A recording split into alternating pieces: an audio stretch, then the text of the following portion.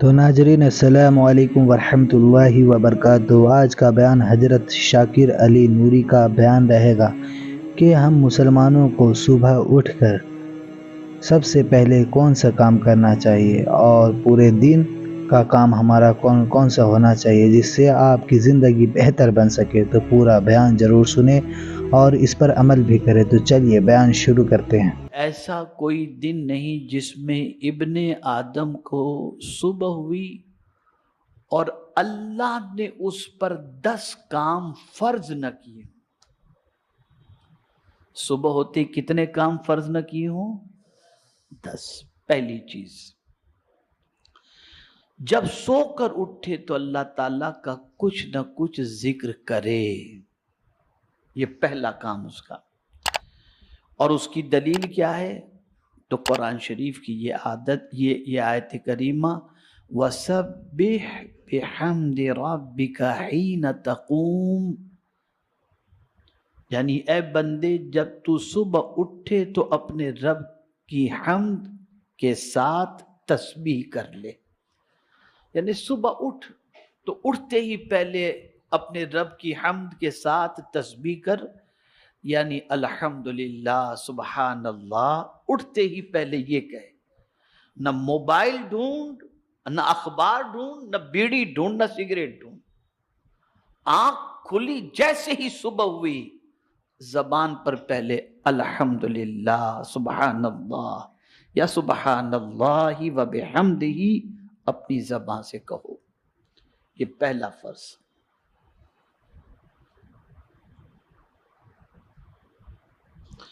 دوسرا، اب یہ بھی تفصیل طلب ہے، اس میں بھی اللہ عز و جل کے مختلف ارشادات ہیں۔ یا ایھا الذین آمنوا اذکروا اللہ ذکرا کثیرا وسبحوہ بکرۃ واصیلا۔ اللہ عز و جل ارشاد فرماتا ہے، اے ایمان والو، اللہ کو خوب کثرت سے یاد کرو اور اس کی پاکی بیان کرو، صبح کو اور شام کو۔ صبح بھی اس کی پاکی بیان کرو یعنی سبحان اللہ کہو، اور شام کو بھی اس کی پاکی بیان کرو یعنی سبحان اللہ کہو۔ اب یہ دوسری بات بھی غور سے سننے کی ہے۔ دوسرا یہ کہ رات کو سوتے بھی بہت سارے تہبند پہن کر کے سوتے ہیں، تو نیند کے اندر جسم کھلا رہ جاتا ہے، پتہ نہیں چلتا انسان کو سویا ہے۔ تو فرمایا گیا کہ صبح اٹھ کے پہلا کام جیسے آنکھ کھلی اپنے کپڑوں کو درست کرو، یعنی جو سطر تمہارا کھل چکا تھا اس سطر کو پہلے ڈھانک دو۔ اور اس کی دلیل لائے، یا بنی آدم خذوا زینتکم عند کل مسجد، یعنی اے بندو اپنی زینت لیے رہو، یعنی کپڑے پہنے رہو، اور زینت کم سے کم وہ کپڑا ہے جو واجب الستر یعنی اعضاء کو چھپا سکے۔ اس لیے کہ تمہیں صبح اٹھ کے نماز پڑھنی ہے نا، تو جب صبح فجر کی نماز تمہیں ادا کرنی ہے تو بغیر ستر چھپائے ہوئے یعنی پردہ پوشی کیے ہوئے سطر کو جو ہے جو کھل گیا تھا اسے چھپائے تو نماز نہیں ہوگی، تو پہلے اپنے کپڑے تم درست کر لو۔ سطر کو جو ہے جو کھل گیا تھا اسے چھپائے تو نماز نہیں ہوگی، تو پہلے اپنے کپڑے تم درست کر لو۔ یہ دوسرا کرنی ہے تو بغیر سطر چھپائے ہوئے یعنی پردہ پوشی کیے ہوئے سطر کو جو ہے جو کھل گیا تھا اسے چھپائے تو نماز نہیں ہوگی، تو پہلے اپنے کپڑے تم درست کر لو۔ یہ دوسرا کام۔ تیسرا فرض یہ ہے کہ نماز کے لیے نماز کے وقت میں بندہ کامل وضو کرے۔ اب دیکھیں ترتیب کتنی اچھی ہے، اٹھو تو سبحان اللہ الحمدللہ کہو، کپڑے درست کرو، اور پھر تیسرا کام کیا آ گیا؟ یا ایھا الذین آمنوا اذا قمتم الی الصلاۃ فاغسلوا وجوہکم، یعنی اب جب تم کپڑے بھی ٹھیک کر چکے، اللہ کی تسبیح بھی کر چکے، حمد بھی کر چکے، تو اب نماز کے لیے تم کو جانا ہے نا، تو پہلے وضو کر لو۔ یہ تیسرا کام، یعنی اب اٹھنے کے بعد ضرورت سے فارغ، آپ استنجا وغیرہ سے فارغ ہو گئے، اب نماز کی تیاری میں لگ جاؤ. یعنی یہ ابتدا اٹھتے کام، یہ فکر سب سے پہلے ہونی چاہیے. چوتھا فرض، نماز کو نماز کے وقت میں کامل طریقے سے ادا کرو. یہ نہیں کہ فجر کی نماز جانے دو، 10 بجے اٹھ کے پڑھیں گے والی پوزیشن نہیں، 11 بجے اٹھ کے پڑھنے والی پوزیشن نہیں. ان الصلاۃ کانت علی المؤمنین کتابا موقوتا. وضو ہو چکا، اب نماز وقت پر ادا کرو. یہ چوتھا فرض.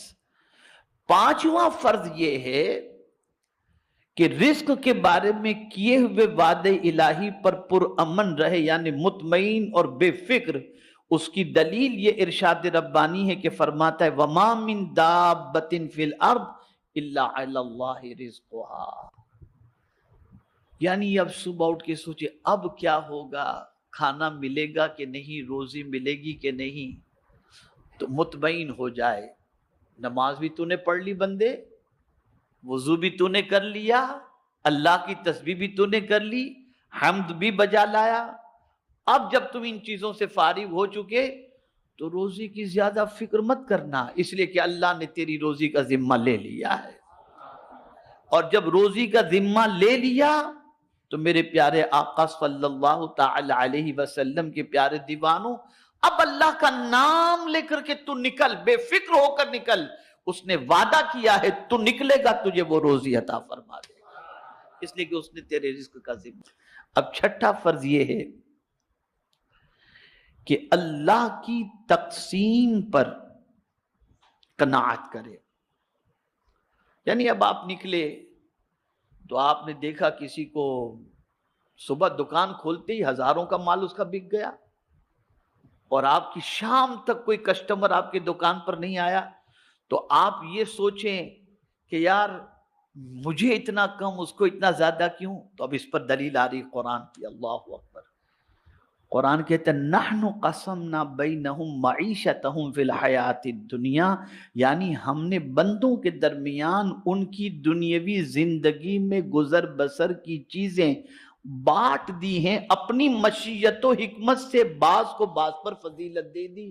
یعنی اللہ یہ فرماتا ہے مجھے معلوم ہے کس کو کتنا دینا، تو ہم نے تقسیم کر دیا ہے، اس کو اتنا دینا ہے، اس کو اتنا دینا ہے. تو تمہیں جتنا مل جائے تم اس پر قناعت کرو. اور اگر کوئی قناعت کرے تو کیا ہوتا ہے؟ تو آقا کریم صلی اللہ علیہ وسلم فرماتے من قنع جل ومن طمع ذل. جو قناعت اختیار کرتا ہے، جتنا میرے کریم تو نے عطا کیا تیرا شکر ہے، تو اللہ فرماتا ہے میں اسے عزت عطا کر دیتا ہوں. اور جو لالچ میں لگا رہتا ہے سرکار فرماتے اللہ اسے ذلیل کر دیتا ہے، اس کا پیٹ ہی نہیں بھرتا، اس کا پیٹ ہی نہیں بھرتا. اور جو قناعت کرتا ہے نا، بس جو مل گیا اللہ کا شکر.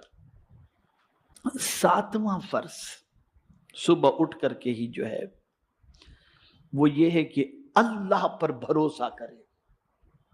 کیا کرے؟ ہم کس پر بھروسہ کرتے ہیں؟ کسٹمر پر. ہم کس پر بھروسہ کرتے ہیں؟ سیٹھ پر.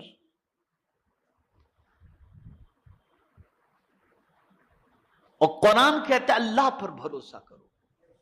بہت اہم بات عرض کر رہا ہوں، اگر اس نقطے کو آپ نے ذہن میں محفوظ کر لیا نا تو میں یقین کے ساتھ کہتا ہوں آپ کے دل سے پوری زندگی جو ہے نا، اس کو یاد رکھیں گے تو پوری زندگی انشاءاللہ العظیم آپ ٹینشن فری ہو جائیں گے. اب ہم کسٹمر پر بھروسہ کرتے ہیں، یہ میرا کسٹمر چھوٹ گیا تو کیا ہوگا، ارے آہو بھگت میں لگ گئے اس کے پیچھے، چائے منگاؤ، سینڈوچ منگاؤ، کھانا منگاؤ، پانی منگاؤ، دانا منگاؤ، چل جاتا ہے. اس نے فون کیا میں نکلا ہوں بس پہنچ رہا ہوں، راستے میں ایکسیڈنٹ ہوا، ختم معاملہ، فنش. آپ نے اس کے بھروسے پر کروڑوں کا لاکھوں کا مال بنا کر کے رکھا، اب کیا کریں؟ تو آپ کا بھروسہ کسٹمر پر تھا، تو قرآن نے کتنی عظیم بات کہی ہے، اے بندے تو صبح جب نکل یا صبح کوئی کام کا ارادہ کر، کسی پر بھروسہ مت کر، بھروسہ کرنا ہے تو کس پر کر؟ وَتَوَكَّلَ عَلَى الْحَيِّ الَّذِي لَا يَمُوتُ، اس رب پر بھروسہ کر جو زندہ رہنے والا ہے، کبھی مرنے والا ہے ہی نہیں۔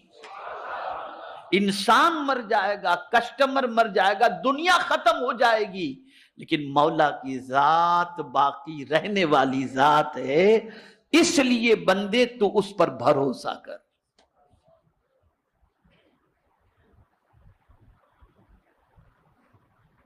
یہ صبح ہوتے کیا ہوگا، کیسے ہوگا، کچھ بھی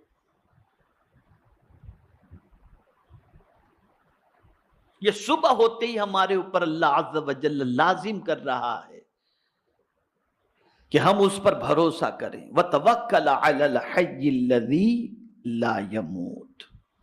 اب آئیے 8ویں چیز کی طرف، بندہ اللہ کے احکام پر عمل کرنے کے سلسلے میں صبر کرے۔ صبر کے معنی کیا ہوتا ہے؟ جماؤ، جم جائے کہ مجھے اللہ کے اس حکم پر عمل کرنا ہی کرنا ہے۔